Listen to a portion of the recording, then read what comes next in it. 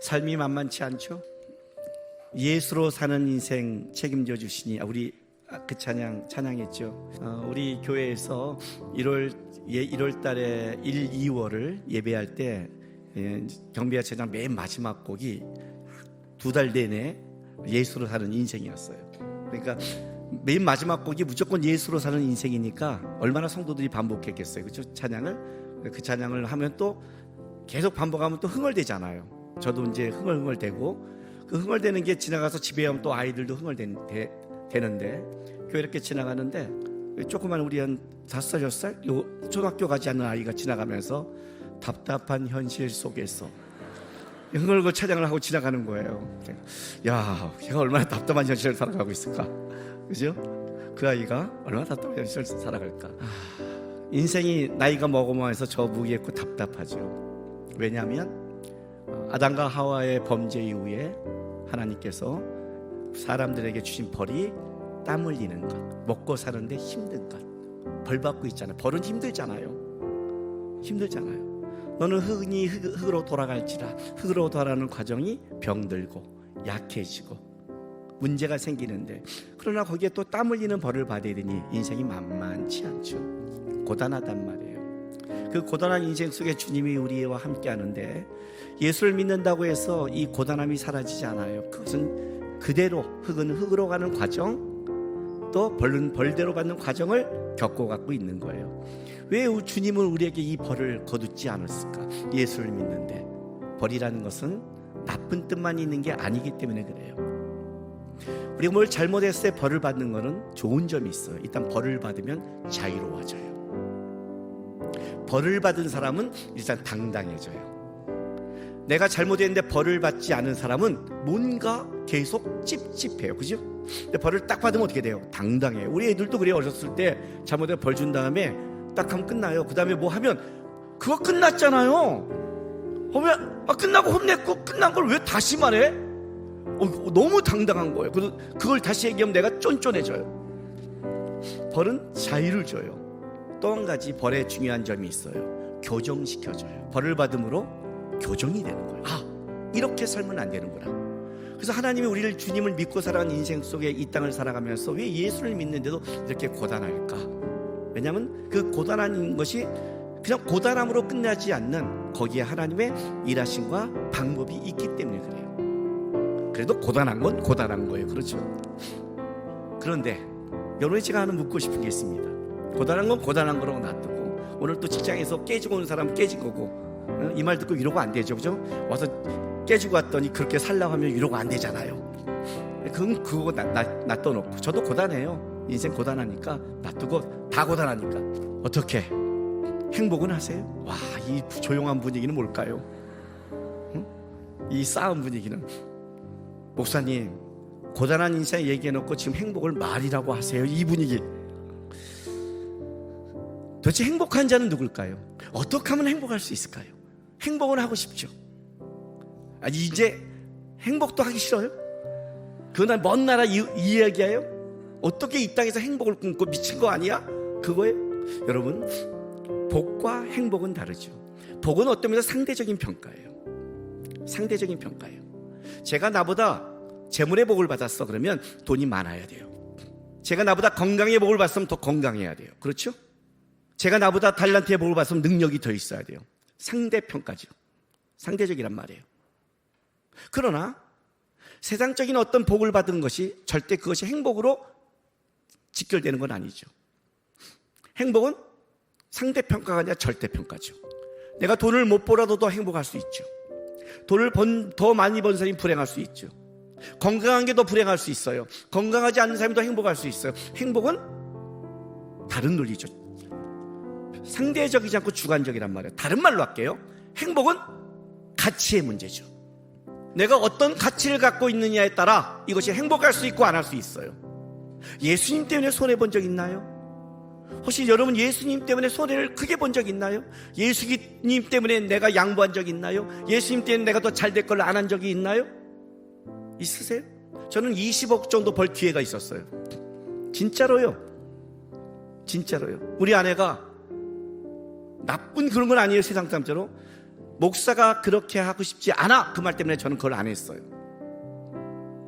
예수님 때문에 내가 부자가 되지 않고 예수님 때문에 좀 어렵게 산다 하도 그렇게 해본 적 있어요?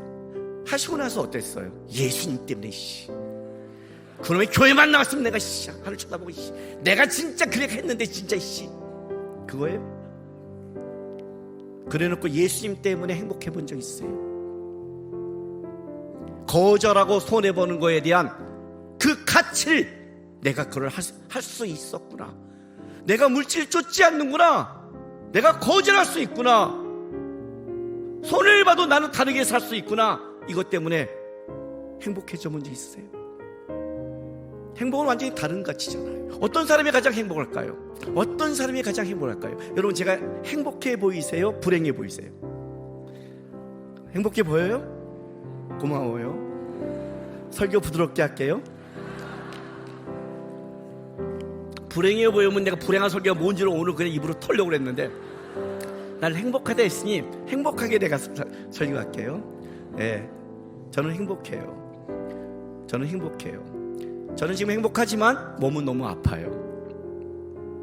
몸은 너무 아파요. 저는 행복하지만 신경 쓸 일이 너무 많아요. 저는 행복하지만 고단해요. 그래서 저는 행복해요. 어느 날 앉아서 내 인생을 돌아보면서 행복하면 너무 제가 감사하고 행복해서 조용히 이렇게 말했어요. 몇 년 전에 우리 아내가 오길래, 여보, 나는 있잖아, 오늘 죽어도 감사해, 하나님 때문에. 그 말했다 우리 아내가, 죽기는 왜 죽어? 여태까지 고생시키다가 살만하니까 이 양반이 죽는다고 그래. 말 제가 잘못했죠. 근데 농담이 아니라, 만약 하나님이 나를 내일 데려간다 해도 저는 감사해요. 저는 감사해요. 왜 그럴까요? 저는 행복과 예수가 붙어있다고 생각해요. 나는 예수가 뺀 세상에 행복은 없다고 생각하는 사람이에요. 그가 얼마나 많은 돈을 벌고 얼마나 위대한 걸 했는지 모르지만 그 예수가 없는 그 인생은 저는 불행하다고 생각해요. 이 땅에서 이 땅의 것이 단 줄 알고 이 땅의 것을 가지고 살다가 이 땅에 죽어가는 그 불행한 인생, 하나님의 영원한 시간을 보지 못하고 7, 80년 인생을 보며 7, 80년 인생에 잘된 걸 가지고 그게 진짜 잘됐다고 착각하는 무지한 그 불행한 인생이 저는 부럽지가 않아요. 하나님이 내 시간대에 들어와서 나로 영원한 시간을 보게 하셨고, 내가 살아가는 이 짧은 7, 80년이 끝난 게 아니라 영원한 나라 속에 하나님이 나를 포함시켜줬다는, 내가 지금 이 살아가는 것이 여기가 끝이 아니라 하나님의 나라 속에 연결됐다는 것을, 그 가치 있는 인생을 살게 하신 하나님 앞에 저는 감사하고 행복해요. 어떤 사람이 가장 행복한 줄 알아요? 예수를 아는 사람이에요. 아까 우리 찬양 중에 보혈 찬양한 거 아세요? 주의 보혈 능력이 또다 주의 피 믿으오, 아세요? 우리 청년 때 미친 듯이 했어요. 그 보혈 찬양이에요. 여기서는 한 곡밖에 안 했어요. 우리는 이 주의 보혈 능력이 또다 주의 보혈 능력이 또다 주의 보혈 능력, 이렇게 다른 거 없어요. 막 이렇게 가다가 주의 빨랐다 늦기다 빨랐다, 한 시간 한 곡, 한 시간. 나중에는 좀 이따 시간이 오면 보혈이 흐르는 것 같아요. 몸에 막 쏟아진 것 같아요. 막 하도 불러갖고 쏟아져. 한 시간 불렀어, 한 시간. 왜? 우리는 철야를 했으니까. 그런데 한번 생각해 보세요. 주의 보혈 능력이 또다 아세요? 능력 있어요? 저는 이 보혈 찬양의 능력을 알아요. 왜? 내가 청년 때 체험했으니까. 내가 청년 때가 어떤 때인 줄 아세요, 여러분? 아시죠? 내가 얼마나 고단한 인생을 살았는지. 사방이 막혔고 끔찍하고 집이 쫓겨나고 집이 밖에 나가고 굶고 끔찍한 인생을 살아간 그 청년 때, 철에 가서 주님밖에 바라볼지 않을 때 그 보혈 찬양을 부르면 내 안에 회복이 됐어요. 왜 그런 줄 아세요? 왜 그런 줄 아세요, 여러분? 주의 보혈의 능력의 의미를 아니까. 예수가 나를 위해 죽었던, 여러분, 주의 보혈 능력이었다. 주문 아니에요. 세례하는 거 아니에요. 예수의 피, 예수의 피, 이런 여러분이 갖고 있던 입술의 어떤 외침이 아니에요. 나를 위해 죽은 십자가의 사랑의 의미를 나는 아니까, 하나님의 사랑의 의미를 아니까 그 찬양을 부르면 어떤 게 생기냐면, 나를 위해 죽으신 하나님이 내 인생을 끌어가는 걸 아니까 지금 고단하고 힘들어도 보혈의 능력을 아니까 버틸 수 있었어요. 하나님의 사랑을 아니까, 그 보혈이 하나님이 나를 향한 사랑임을 나는 아니까, 생명을 주신 하나님이 나를 끌어가겠지 않은 의미를 아니까, 하나님을 아는 것.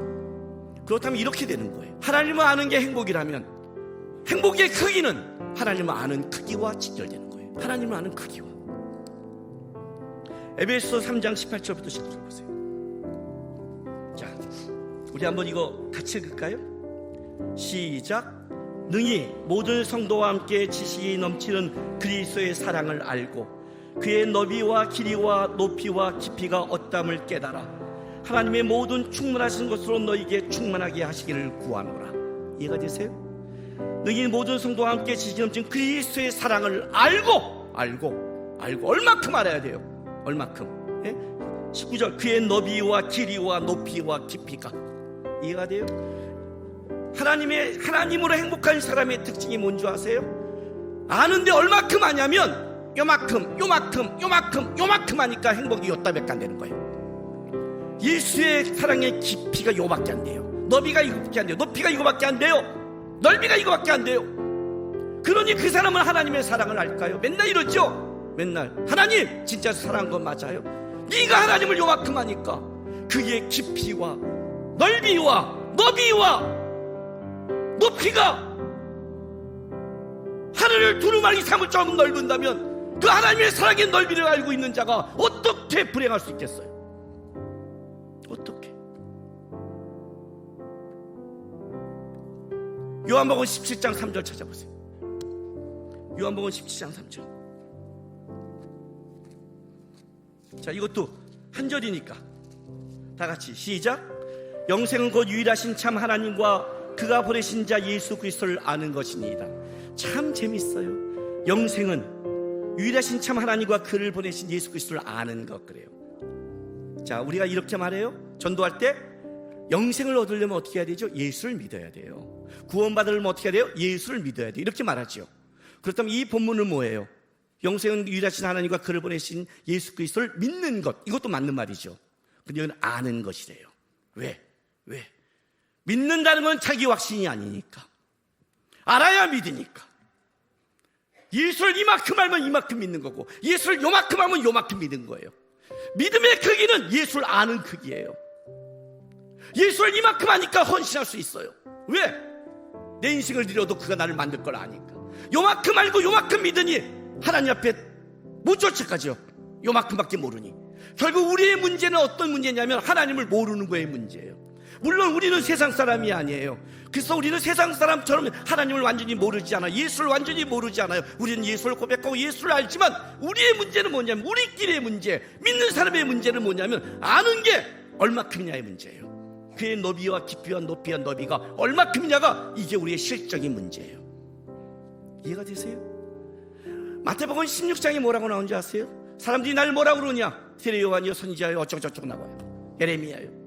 너희는 나를 누구라 그러냐? 그때 베드로가 손을 딱 두고 이렇게 말해요. 주는 그리스도 살아계신 하나님의 아들이십니다. 그죠? 왜 베드로가 그러겠을까요? 하나님이, 예수님이 뭐라고 그러냐면 베드로에게 너가 알았다고 안 해요. 하늘에 계신 아버지가 너에게 알려줬다고 그래요. 근데 왜 하늘에 계신 하나님은 왜 베드로에게 알려줄까요? 그 성급한 베드로에게. 이거는 머리의 문제가 아니에요. 마태복음 14장에 가면 어떤 일이 벌어지냐면 풍랑이는 바닷속에 예수님이 걸어오세요. 유령이다 그래요. 아니다, 나다. 예수님이세요? 그래. 그러면 저를 물 위를 걷게 해주세요. 와라. 베드로가 가요.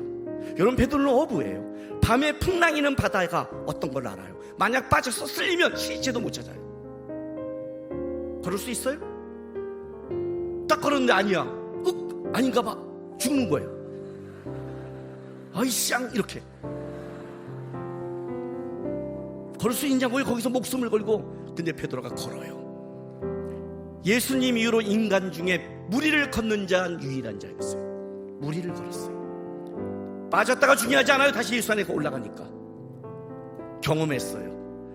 하나님을 아는, 삶에서 하나님과 함께한 삶을 경험하고 아는 자와 그걸 본 자는 달라요. 배에서 간증을, 하나님이 나에게 내 삶을 이렇게 했습니다를 고백하는 자와 그걸 듣는 자의 신앙은 완전히 달라요. 그 알미 달라요. 알미.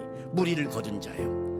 하나님이 만약 어떤 자에게 하나님의 것을 가르쳐준다면 누구를 하겠어요? 나 같아도 베드로를 해요. 왜? 무리를 경험했고 경험한 자인데 그가 예수가 누군지를 가장 많이 고백할 수 있잖아요. 그래서 수시례가 되는 거예요.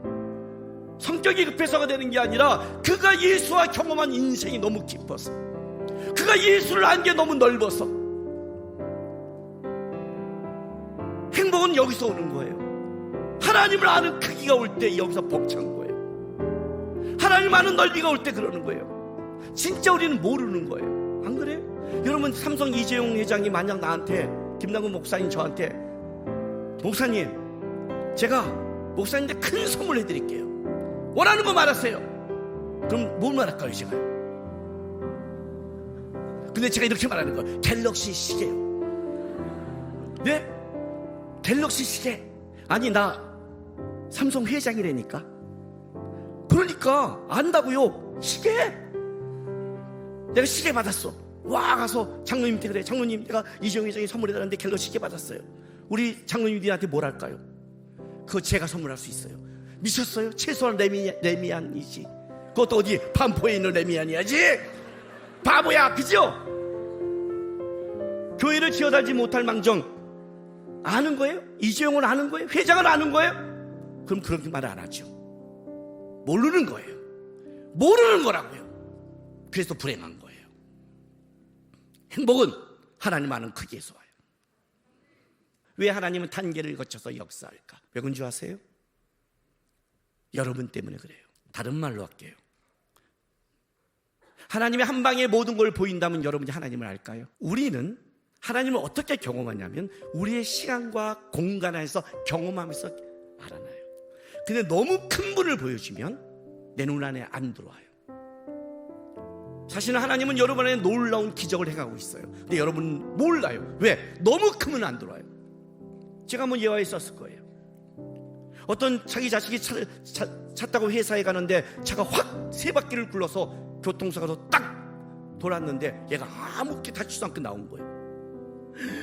너무 감사하죠, 그죠? 여러분 오늘 예배 끝나고 집에 갔는데 차가 세 바퀴 굴렀는데 건강하면 감사하겠죠, 그죠?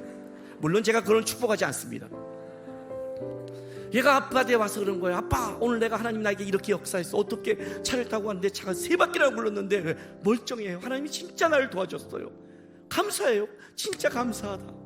근데 난 더 큰 하나님의 은혜를 경험했다. 어떤 은혜요? 나는 차 타고 회사에 갔다. 근데 아빠 차는 7바퀴? 나는 3바퀴, 아빠 7바퀴. 아니, 근데 아무 사고 없이 갔다 집 앞까지 왔다. 뭐예요? 너는 굴려야 하나님의 은혜를 아니? 넌 그렇게 배우면 곤란해. 이제 하나님의 능력이 넌 타면 4바퀴 굴릴 거고 5바퀴 굴릴 거고 7바퀴 굴릴 거야. 차 탈 때마다 차가 구른다고 생각해보자. 아무리 멀쩡해도 뭐 에버랜드에 가서 내가 뭐 이거 타는 것도 아니고, 그렇지 않아요? 여러분 무사히 여기 지금 왔잖아요. 그래서 하나님의 크기를 아세요? 내가 당한 것은 그렇게 깊이 기억하면서 내가 안 당하고 나를 보호하시고 끌어가는 하나님에 대해서는 얼마나 감사하세요? 진짜 아시냐고요? 여러분을 그렇게 보호해 주시고 그렇게 은혜를 주시며 그렇게 해준 거에 대해서는 어떤 감사도 없으면서, 그러다 요만큼 문제가 생기면 하나님 없다고 달려드는 그 아이를 본다면 진짜 하면 아나? 모르죠. 몰라요. 그러니까 하나님께서 어떻게 해요? 시간을 두고 하시는 거예요. 아프리카 어떤 민족의 족속에 이런 대회가 있대요. 어떤 대회냐면 옥수수밭에 딱 쓰는 거예요. 그 여자들이 가서 그 옥수수밭에 들어가서 가장 큰 옥수수를 가져온 자가 그의 우승을 하는 거예요. 근데 조건이 뭐냐면 길을 정하는 거예요. 막 왔다 갔다 해지고 가는 게 아니라 딱 잡으면 내 길로만 쭉 가서 거기서만 가장 큰 거를 갖고 와야 돼요. 다 서요. 그리고 출발하면 또 하나의 조건이 나와요. 한 번 간 길은 돌아설 수 없다요. 그러니까 가면서 판단해야 되는 거예요. 그런데 꼭 들어가자마자 가장 큰 옥수수를 본 사람은 안 잡는데요. 딱 보자면 그거 같은데 아니야. 이제 수백 미터가 남았어. 수백 미터가. 이거 잡다가 이런 거 있으면 어떡해. 그리고 버리고 가갖고 꼭 뒤에 가서 작은 걸 가져온대요. 보여줘도 못 가져요. 너무 쉽게 주면 그것이 얼마나 값진 걸 우리는 몰라요. 제가 그런 경험이 있어요. 제가 한때 스노우볼 모으는데 미쳤어요. 스노우볼 알죠? 내가 저 현재 내 방에도 한 200 몇 개가 있어요. 제가 미쳤죠. 그걸 다 돈 주고 미쳤어요. 미친놈. 너무 아까워요. 한때 내가 빠졌어요. 샌프란시스코를 갔어요. 가는 날 도시마다 이런 걸 모으니까 가서 기념품 깎기를 딱 들어갔어요. 들어가자마자 너무 마음에 드는 샌프란시스코의 스노볼이 이만한 게 딱 눈앞에 있는 거예요. 너무 마음에 드는. 이해가 돼요? 왜냐면 많이 골라본 사람은 알잖아. 이게 보면 이 정도면 좋다가 있잖아요. 딱 잡으면 우와! 마음에 아니야. 왜냐하면 그 이후로 샌프란시스코 이 양쪽에 기념품 가게가 수백 개가 있거든요. 여기서 이게 나오면 더 특이한 게 있을지 몰라. 나왔어요. 그리고 가게를 다 갔어요. 2시간을 가게를 늦어서 결국 다시 이 가게에 왔어요. 나 그걸 나중에 사면서 내가 어떤 줄 알아요? 조도 못 가죠. 조도 못 가죠. 그 2시간을 하나님이 나에게 따준 걸 감사히 받고 조용한 카페에서 샌프란시스코를 보고 놀아야 되는데 다 상가에 들어가서 눈을 빠지고 하나님이 보면서 그랬고요. 저 쪼다 같은 새끼 저거 샌프란시스코에서 오래간만에 놀라고 내가 보자마자 조도 저 믿음 없는 새끼 저걸 다 뒤지고 있어. 이해가 되세요? 그리고 내가 그걸 잡으면서 이런 말을 했어요. 내 실력을 알았어요. 내가 하나님 왜 쟤한테 아니요 내가 내 실력을 알았어요. 하나님 저는 무지합니다. 저는 하나님이 역사하고 저도 모르는 무지한 사람입니다. 하나님이 정확하십니다. 하나님, 제가 하나님께 한 가지 고백하겠습니다. 내가 보기에 작아 보이고 내가 보이고 어려워 보이고 내가 보기에 이상하게 보인다고 내 판단으로 하나님 앞에 함부로 원망하며 쓰지 않겠습니다. 하나님이 신실하십니다. 하나님이 정확하십니다. 이걸 내가 겪어야 되면 겪어야 될 이유가 있습니다. 왜? 그걸 겪은 다음에 아는 하나님의 크기가 있으니까. 그걸 내가 고단하지만 그 고단한 인생을 겪은 다음에 오는 하나님의 넓이를 배울 수 있다면 기꺼이 하나님 그 고단함과 그 답답함과 그 어려움을 지나가겠습니다. 그게 하나님을 아는 방법이라면, 그래서 내가 그 하나님을 알고 가는 인생이라면 나는 이것보다 행복한 게 없습니다. 나에게 중요한 건 이 땅에 어떤 걸 많이 얻었고 세상 것이 있다고 자랑하는 게 아니라 내 안에 하나님이 이렇게 역사했다, 내 안에 하나님이 있었다, 내 안에 하나님은 이런 크기다, 내 안에 하나님은 너무나 커서 나는 세상에 무너지지 않은 담대함이 있다. 하나님, 내가 이 고백을 할 수 있다면 기꺼이 어려운 길을 가겠습니다. 왜냐하면 그것이 내 하나님, 크신 하나님, 위대하신 하나님, 전능하신 하나님을 배우는 거라면 저는 배우겠습니다. 기도했어요. 이스라엘 백성이 알려주고 싶은 거예요. 처음부터 알려주면 몰라요. 노예들이에요. 노예 근성이며 도망을 밖에 모르는 이들에게 하나님이 천천히 하는 것은 하나님의 능력의 부족함이 아니라 하나님을 알려주고 싶어서, 하나님을 알아야 그가 행복하고 위대해지니까 우리 인생 속에도 하나님이 이렇게 일하시는 거예요. 고단한 인생 살아가세요. 힘들으면 가시라고요. 답답한 길 가시란 말이에요. 그 답답함 때문에 내 행복이 안 무너져요. 그 고난 때문에 무너지지 않는다고요. 그걸로 무너지는 자는 세상 사람이라고 그래요. 우리는 예수가 있잖아요. 그 고난함을 넘어서 역사하는 예수, 내 답답함을 바꾸는 예수, 내 인생을 바꾸는 하나님, 여러분으로 입술로 고백하신 전능한 하나님, 능력의 하나님, 크신 하나님이 우리 하나님이잖아요. 하나님을 알아가는 것, 하나님을 배워가는 것, 여러분의 소망이어야 돼요. 하나님, 고단해도 좋습니다. 답답해도 좋습니다. 어려워도 좋습니다. 기꺼이 가겠습니다. 그것이 내가 아는 하나님이 이만큼이라면, 그 고단함을 통해 이런 하나님을 배운다면 기꺼이 가서 나는 이런 하나님을 아는 걸로 행복하며 자랑하며 이 땅에 하나님을 바라보면서 가겠습니다. 나의 크신 하나님이 되어주십시오. 그 고백을 하고 기꺼이 그 길을 가면서 하나님을 아는 그 길로 행복한 여러분 되시기를 주의 이름으로